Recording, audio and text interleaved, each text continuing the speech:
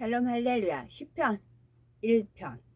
복 있는 사람은 악인들의 꾀를 따르지 아니하며 죄인들의 길에 서지 아니하며 오만한 자들의 자리에 앉지 아니하고 오직 여호와의 율법을 즐거워하여 그의 율법을 주야로 묵상하는 도다.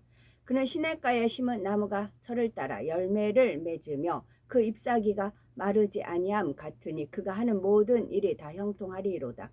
악인들은 그렇지 아니함이여 오직 바람에 나는 겨와 같도다. 그러므로 악인들은 심판을 견디지 못하며 죄인들이 의인들의 모임에 들지 못하리로다. 무릇 의인들의 길은 여호와께서 인정하시나 악인들의 길은 망하리로다. 복 있는 사람입니다. 복 있는 사람이 되려면 하지 말아야 할 것이 있겠지요. 요한복음 1장 1절을 보면 복 있는 사람은 악인의 꾀를 쫓지 아니하며 죄인의 길에 서지 아니하며 오만한 자의 자리에 앉지 아니하여 복이 있는 사람이 되려면 하지 말아야 할 것이 무엇인지 알 수 있습니다. 세상의 많은 사람들은 자기의 유익을 구하기 위해서 악한 계교를 세우기도 하고 자기 욕심을 채우기 위해서 마음과 행함으로 범죄하며 높임받고 섬김받기 위해 다른 사람을 무시하여 깎아내리거나 해를 입히는 경우가 많지요. 그러나 이런 사람의 결말은 축복이 아니라 재앙이라는 사실을 알아야 합니다. 세상 모든 사람의 축복과 저주는 천하 만물을 주관하시는 하나님께 달려 있으며 하나님께서는 악인을 축복하지 않으시기 때문이지요. 삶의 지혜가 기록된 잠언 16장 2절을 보면 마음의 경영은 사람에게 있어도 말의 응답은 여호와께로서 나느니라 했고 9절에는 사람이 마음으로 자기의 길을 계획할지라도 그 걸음을 인도하는 자는 여호와시니라 말씀하셨습니다. 따라서 아무리 사람이 애쓰고 힘쓸지라도 하나님께서 허락하시고 인도하시며 응답하셔야만 복을 받을 수 있다는 사실을 깨우쳐야 되겠습니다. 또한 복 있는 사람이 되려면 부지런히 하나님의 말씀을 배우고 묵상해야 합니다. 시편 1편 2절을 보면 복 있는 사람은 오직 여호와의 율법을 즐거워하여 그 율법을 주야로 묵상하는 자라는 사실을 분명히 알려주고 있지요. 원래 율법이란 좁은 의미로는 십계명을 포함하여 모세 오경에 기록된 하나님의 법규들을 의미하지만 본문에서 말하는 여호와의 율법은 성경 66권 전체를 칭하는 것입니다. 우리들은 하나님의 말씀을 사랑하고 그 말씀을 주야로 묵상하시는지요.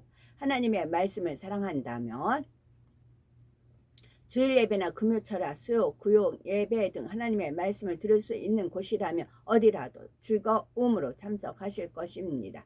말씀을 꿀과 송이꿀보다 달게 받으며 그 영적인 깨우침을 얻을 때에는 마음에서부터 성령이 기뻐하심으로 기쁨이 충만하게 되지요. 또한 말씀 가운데 자신의 부족함을 발견할 때에는 그로 인해 더 온전하게 변화될 수 있으니 즐겁고 행복한 것입니다. 힘써 성경을 읽고 은혜로운 구절들을 열심히 암송할 뿐만이 아니라 그 말씀을 되새겨 항상 묵상함으로 자신의 마음에 온전히 이루게 될 것입니다. 이렇게 하나님의 말씀을 사랑하며 늘 묵상하면 그 말씀이 우리를 복된 길로 인도하시지요.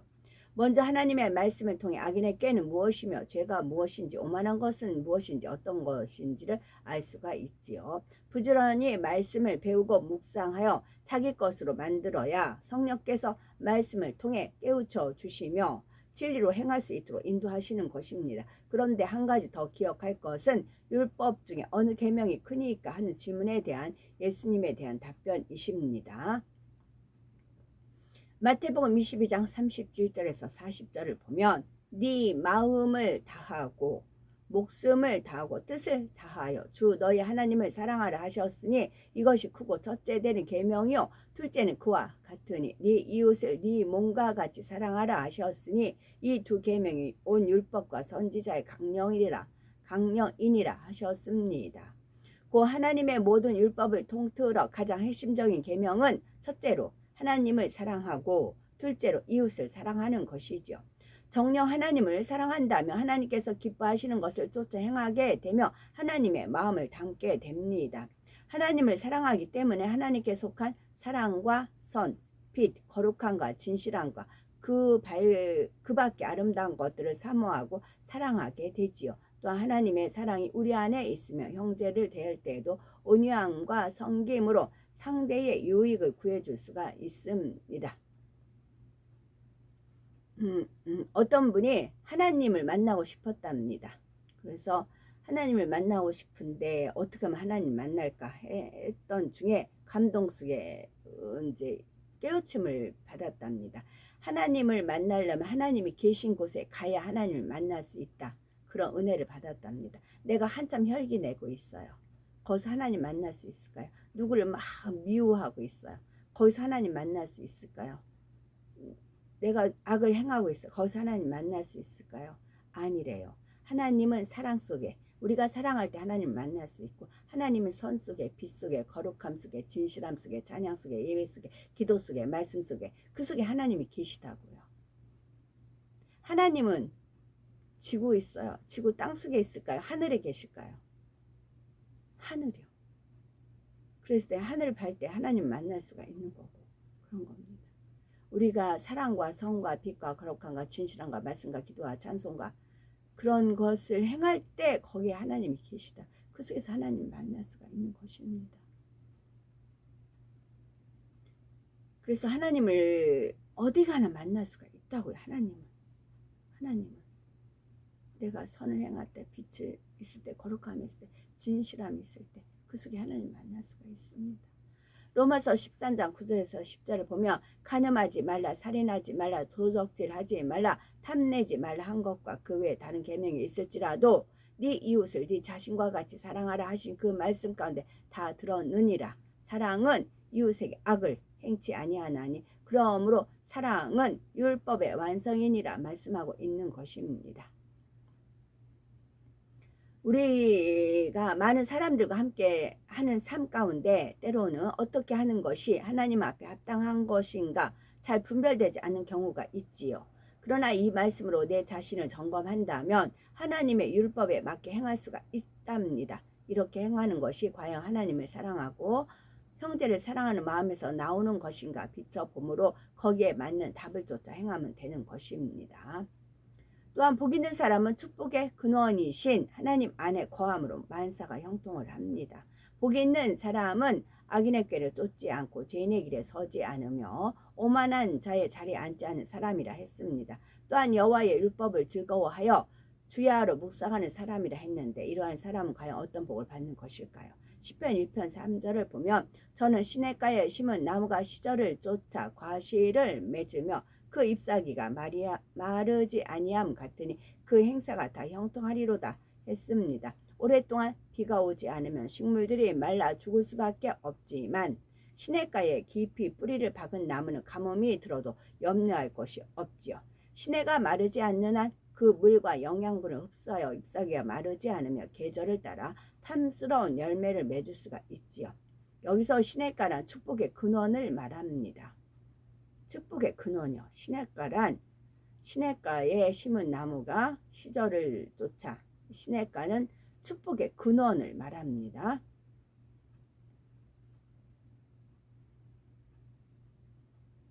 에레미야 17장 13절 17에 13이에요. 생수의 근원이신 여호와라 말씀하신 대로 우리 하나님을 의미하지요.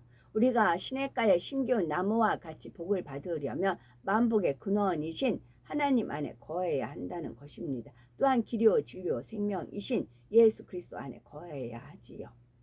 하나님 안에 거한다는 것은 우리 마음과 뜻과 행함을 하나님께서 원하시는 대로 온전히 맡기고 주관받아 살아가는 것을 말합니다. 주관받아 내가 주관하는 것이 아니고 주관을 받아 그대로 살아간다고요. 똑같은 주관이에요. 주관이란 말이에요.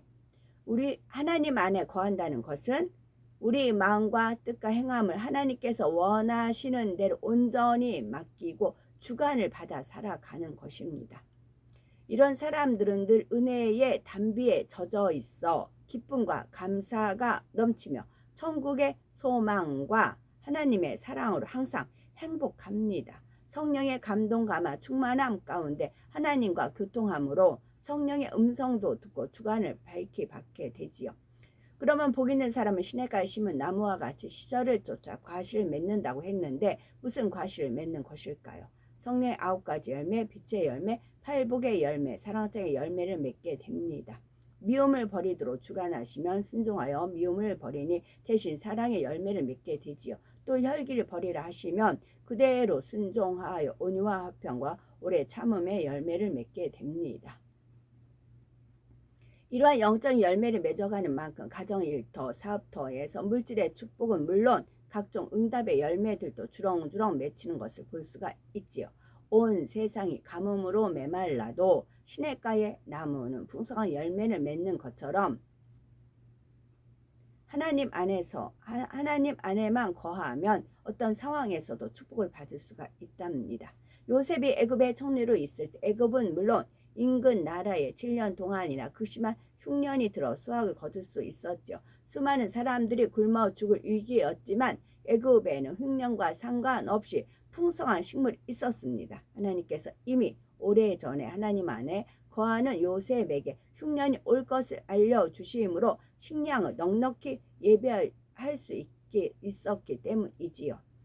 모세 당시에 온 애굽의 재앙이 임할 때도 이스라엘 백성이 거하는 고센 지역만은 아무런 피해가 있지 않았습니다. 아무리 현실적인 상황이 어렵고 온 세상에 재앙이 임하는 때에도 하나님 안에 거하는 사람은 복을 받는다는 사실입니다.